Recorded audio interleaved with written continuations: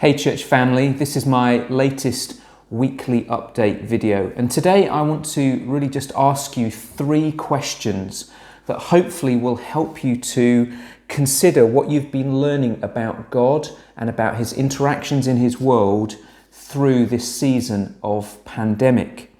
You see, when we look in the Bible, there are passages and books of the Bible that really help us to navigate seasons like the season we're in at the moment.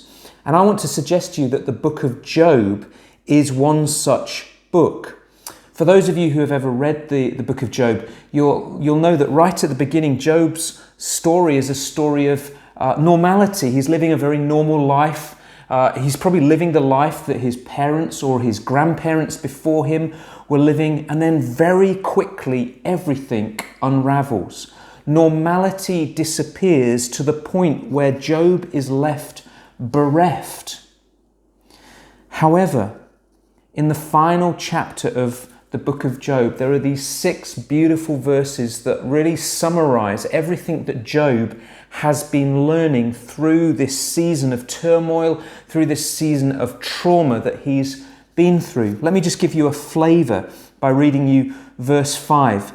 It says this: "My ears had heard of you, but now my eyes have seen you." So to sum up the story of Job is really the story of Job discovering at a profound heart level the nature of God and his interactions in his world and among his people. So my question for you and for me is, in this season of turmoil, in this season of trauma, in this season where normality has kind of been thrown out of the window, what have you been learning? And so here's my 3 questions. Number 1, what are you learning about God? Friends, in this season where everything's been thrown up in the air, you should be asking the question about who God is and his nature. A couple of weeks ago, I read a fantastic article by Matt Hosier, and really the title of the article was, "Did God Send This Pandemic?" Now, I'm not going to give you Matt's conclusion to his article. What I do want to do is I want to encourage you to be considering more profoundly the nature of God, because if God is sovereign in the midst of all of this, then how do we put together such pain and suffering and the nature of a loving God? Friends, this is an ideal opportunity for you to be more profoundly considering the nature of God. I think this season is helping us to reevaluate when we use words. You see, sometimes as Christians we can use words in a sloppy way or in a kind of lightweight way. So when we use words such as sovereign or our God is in control, what do we actually mean by that? So, question 1, what have you been learning about God? Question 2, what have you been learning about yourself? Just take a quick peek into any daily newspaper or on a website. You'll see that they're filled with fear. They're filled with fear about people losing their jobs. They're filled with fear about death and illness. They're filled with fear about the unknown of what is going to come as a result of all of this. However, for us as Christians, we've been called to have a different relationship with death, a different relationship with fear, a different relationship with jobs and employment and housing. We've not been called to build a mini empire here. Rather, we've been called to live for an eternal kingdom.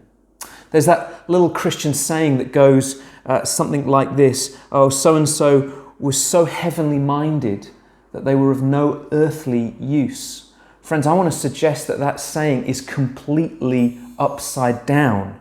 Actually, we as Christians have been called to live preoccupied with heaven, and the more preoccupied with heaven we become of some earthly use to God, because we won't be trapped by the things that this world offers to us as securities. And so really, my question is this: in and amongst all of this turmoil, What have you been learning about yourself? Where have you been fearful? Where have you been worrisome? Where have you been anxious? These are things not to just kind of push down and avoid, but to really look at them, because often they're indicators where trusting in Christ and trusting in other things is in turmoil or is in a battle. And so I want to encourage you in this season to really consider how you've been relating to all of the upheaval, and to try and press into God and to prayerfully press into God and to find a place of peace and security that is not based upon having everything nailed down and everything in order. We've been called to be people who live for a different kingdom. The final question that I want to ask you is this: how has your vision for the people of God, the church, been affected? You see, God's mission has not changed. This pandemic has not changed the mission of God. God's mission will be fulfilled through the people of God, the church, as He demonstrates or reveals His manifold wisdom to the world around. Yes, that's right. Through people like you and me here in Great Yarmouth, the local church coming together, being the people of God, God will reveal His manifold wisdom. However, and here's the challenge, when there's so much upheaval taking place and there's been so many changes to the way that we would normally go about organizing ourselves as the local church, how has all of that upheaval affected your commitment to one another and to our shared mission? For example, I'm aware that many people in our nation have gone into kind of a self-preservation mode. Self-preservation does not engender love for one another. Self-preservation says, I've got to look after myself, where the church family has been called to love one another in all seasons of life, through the thick and the thin. So, what about that? Also, what about, again, there's lots of indications that many of us are kind of becoming a bit preoccupied with updating our houses and updating our gardens and making everything seem safe and secure within the space that we can control. Again, if we are preoccupied with that, we will lose sight of the fact that God has called us to be a body together that takes care of one another, and that together we have a mission to share Christ with a world that is reeling. Also, living in this weird online world, there are huge benefits, and I'm so very grateful for it. But one of the downsides is that we can start to do church when we want, and we can start to lose the understanding that actually being part of a church family often inconveniences us.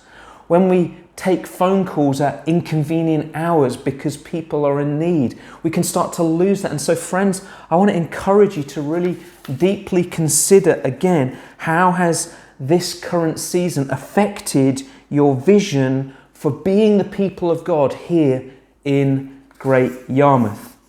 So, friends, I want to encourage you, don't sit back. Don't wait for this horrible season to be over. That would be wasting a massive opportunity. This is a prime moment for you and I to be learning.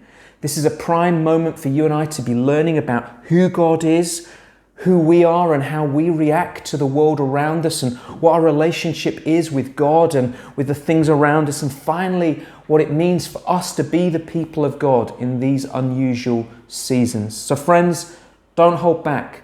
Press in, keep learning in this season. God bless you all.